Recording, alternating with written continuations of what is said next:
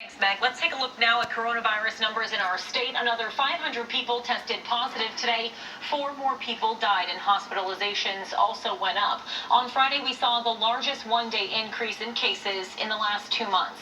Dr. Scott Gottlieb told CBS Face the Nation the entire nation is seeing a disturbing uptick of cases. They originally thought it was just a bump after Labor Day, but now it's building across the country. As we head into the colder months and flu season, doctors are urging the public to get their flu shot and avoid what they're calling a twindemic. People that we spoke with said they're listening. Did you get a flu shot this year? Yes. I'm planning on getting it next week. I know everybody's attention is on COVID, but the flu's still out there, so you gotta protect yourself.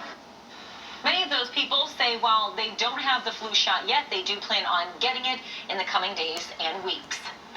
Baltimore County is planning on holding a flu clinic this upcoming weekend. It's at the State Fairgrounds on Saturday and Sunday. You do need to make an appointment, and we have the link to register on our website, WJZ.com. President Trump says he's now immune from the coronavirus, even though research indicates it's still possible to be reinfected.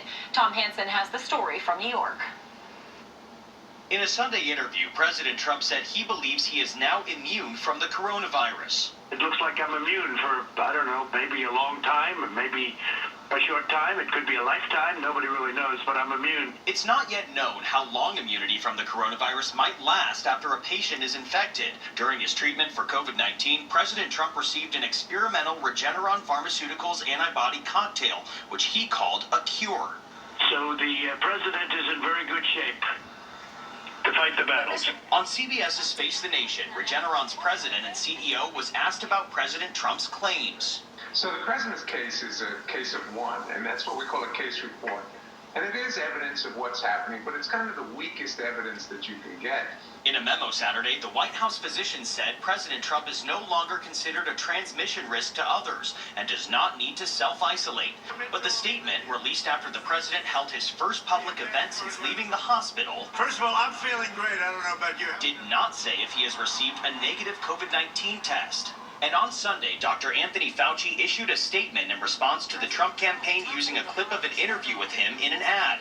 The ad made Fauci appear he was praising the president's coronavirus response. Fauci said, "The comments attributed to me without my permission in the GOP campaign ad were taken out of context from a broad statement I made months ago about the efforts of federal public health officials." Fauci says in his nearly 5 decades of public service, he has never publicly endorsed any political candidate. Tom Hansen, CBS News. President Trump back on the attack against Baltimore. During a series of tweets, he says people don't remember the, quote, chaos